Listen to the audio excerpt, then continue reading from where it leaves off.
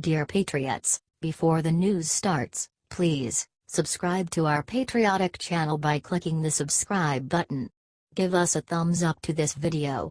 Don't forget to leave your opinion below in the comments section. Share the news on Facebook and Twitter so you friends see it. Thank you. Ryan Zinke has incredible news about saving Confederate monuments. Libs are furious. Liberals have been trying to use racial politics to get rid of historical monuments that offend them and their whitewashed view of U.S. history. They want statues of Confederate military figures and other offensive people like Christopher Columbus either put in museums or destroyed completely. Thankfully, President Donald Trump's Interior Secretary Ryan Zinke declared that no monuments whatsoever that sit on federally owned property will be removed as long as he has final word over them. Stated Secretary Zinke to Breitbart's Amanda House, no monuments are going to be removed from federal land. Where do you start and where do you stop? He then pointed out the hypocrisy of liberals wanting Confederate general statues removed while keeping statues of Union generals. Said Ryan, if you're a native Indian, I can tell you, you're not very happy about the history of General Sherman or perhaps President Grant. He added, I think we should never hide from our history or erase our history. I think we should embrace the history and understand the faults and learn from it. But when you try to erase history, what happens is you also erase how it happened and why it happened and the ability to learn from it. Secretary Zinke concluded, there's periods in our time that I think it's important to learn a valuable lesson as Americans, why we are what we are, how did we get here, and how to make sure that we create a better future. And that is learning from the past, adapting, and making a brighter future for everybody. Are you glad Zinke is acting to preserve our heritage and our history?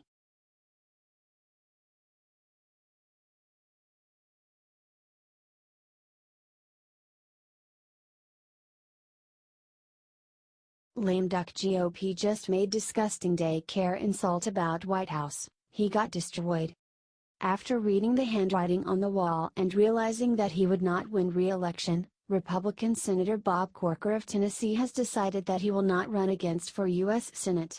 In sour grapes fashion, he has decided to take swipes at President Donald Trump, who he does not support. President Donald Trump recently called Corker out for opposing him, saying on Twitter, Senator Bob Corker begged me to endorse him for re-election in Tennessee. I said no and he dropped out. Said he could not win without my endorsement. He also wanted to be Secretary of State. I said no thanks. He is also largely responsible for the horrendous Iran deal. Trump continued, hence, I would fully expect Corker to be a negative voice and stand in the way of our great agenda. Didn't have the guts to run. Instead of reacting with graciousness and common decency to President's very honest criticism, Senator Corker attempted to play comedian and lashed out at him with a cheap shot about his age, tweeting, it's a shame the White House has become an adult daycare center. Someone obviously missed their shift this morning. The blowback to establishment Republican Corker's smear has been brutal. Wrote one internet commenter astutely, it is a shame that the kids in the Senate don't grow up and do what is best for our country. Yes Corker, you need to be in timeout. As do most in the Senate.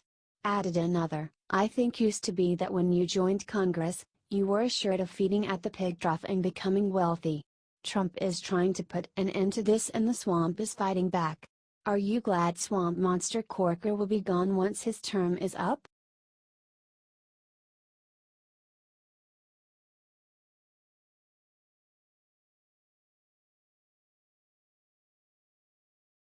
FBI agent reveals multiple leads in Vegas shooter case, they're all across the world. 64-year-old retired real estate investor and gambling aficionado Steve Paddock left behind very few clues when he shot himself after killing 58 people at the Route 91 Harvest Country Music Festival in Las Vegas and sending more than 500 others to the hospital. Both local law enforcement and the FBI, however, have been working hard to follow what little information they have to finally get a better idea of how Paddock carried out his unthinkable crime and whether or not he had any assistance. The FBI finally held a press conference to tell the public about advances that they have made in the investigation.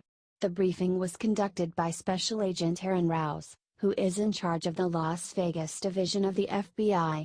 He urged people to have patience with the investigation, since it is so unusual and complex. However, Agent Rouse informed the briefing's attendees, additionally, we have multiple leads across the United States and all across the world for our legal industries determining the whereabouts of the panel of the people involved in this investigation, and that leads grows. Aaron added, a lot of these leads will go nowhere, but we have to follow them, and that's going to take some time. In a different press briefing, Las Vegas Sheriff Joseph Lombardo stated that a possibility exists that Paddock had help, at very least in putting together his arsenal of weapons and ammunition. What do you think these new international leads will turn up?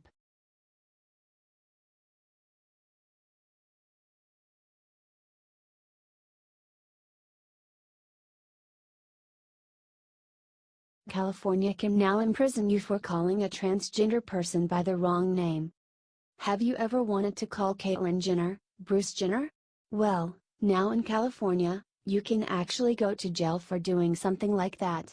Seriously. Democratic Governor Jerry Brown signed the LGBT Senior Bill of Rights.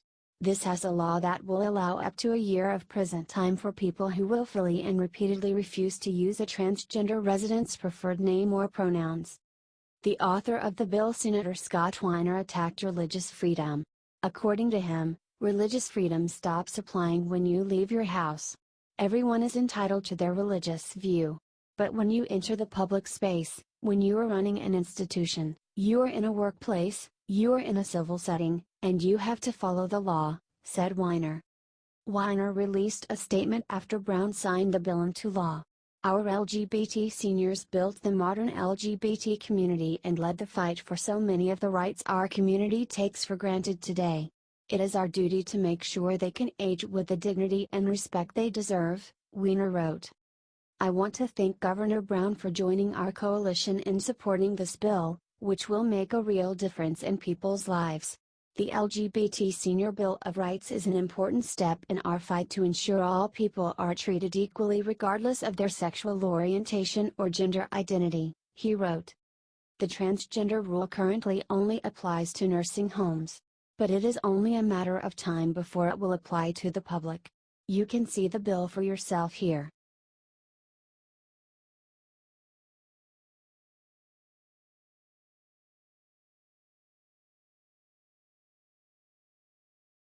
Chelsea Clinton attacks all Republicans after being called out for Harvey Weinstein hypocrisy.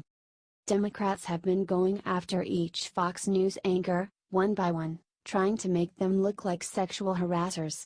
However, Democratic donor and Hollywood producer Harvey Weinstein has been caught sexually harassing a large number of women, and Democrats don't even want to acknowledge it. Chelsea Clinton, who had been seen in a number of friendly photos with the sexual predator, decided to attack Republicans after being called out. Chelsea Clinton shared a link to Think Progress editor Judd Legum's rant against Weinstein. Weinstein's conduct, as documented in the net, is despicable. Also despicable are those that are using the story exclusively as a political narrative, with no actual concern for the victims or issue, wrote Legum. Core issue here is not Weinstein's political donations, but the powerful in Hollywood who knew about the conduct but stayed silent. It's an issue of powerful institutions protecting predatory men. If you care about this, you'll talk about that. Instead, it's being absorbed by the right into their slime machine, wrote Legum. I wonder if he was this concerned when liberals immediately made the Vegas shooting about politics. This isn't just an effort to weaponize it politically against liberals. It's also an effort to distract from the actual discussion. Fact, most of the folks talking about Weinstein on the far right don't even believe sexual harassment is a problem, wrote Legum. Everyone believes that sexual harassment is a problem. But Chelsea Clinton has never had anything against sharing lies.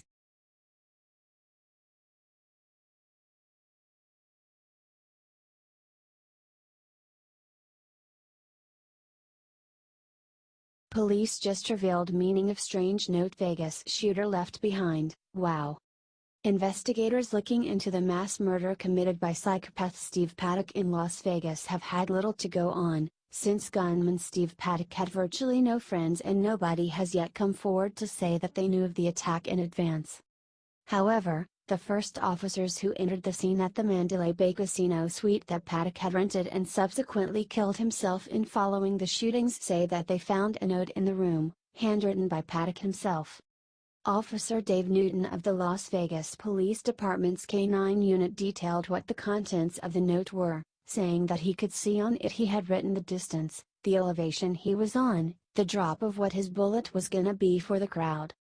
Continued Officer Newton, showing that Paddock's deadly assault was clearly premeditated, so he had that written down and figured out so he would know where to shoot to hit his targets from there. In the interview, Newton also mentioned what it was like for him when he and fellow officers broke down the door and entered the shooter's hotel suite. Described Newton, very eerie. Yeah, the dust from the explosive breach. And, then you have the flashing lights. And that looked straight, like, out of a movie, you know? Do you find it extra creepy that this note proves Stephen Paddock plotted his mass murder so meticulously?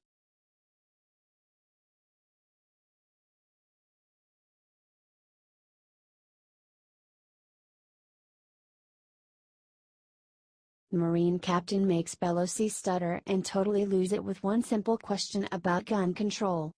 It is truly sickening how Democrats have been striking while the iron is hot and attempting to push their pet project of restricting American citizens' gun rights in reaction to the recent deadly mass shooting in Las Vegas. Thankfully, regular Americans have been stepping up and asserting their constitutional rights. A good example of this occurred when a retired Marine captain and current gun store owner confronted Minority House Speaker Nancy Pelosi with a very basic question during a town hall. Asked former Marine Captain Dan Hinkson of Virginia, referring to mentally unstable shooter Stephen Paddock, "My question is: someone with that kind of motivation, what new law can we put out there that would stop something like this?" Pelosi was not able to answer this simple question properly, instead putting out a jumble of phrases like that we need to come together in a bipartisan way. She continued, repeating herself, that is to have background checks, gun violence prevention, background checks, and to have them be effective. Informing Rep. Pelosi that the United States already performs background checks on prospective gun owners, Hinkson stated simply, "They're checked." Replied Nancy, losing it, "They all get checked. They all get checked. They all get checked. But there are loopholes." She then tripped over herself talking about bump stocks, saying, "Well, that is something that we should do right away. People were not aware of the bump stock or the bump fire stock, whatever, people call it one thing or another. Do you think mentally failing Pelosi needs to retire?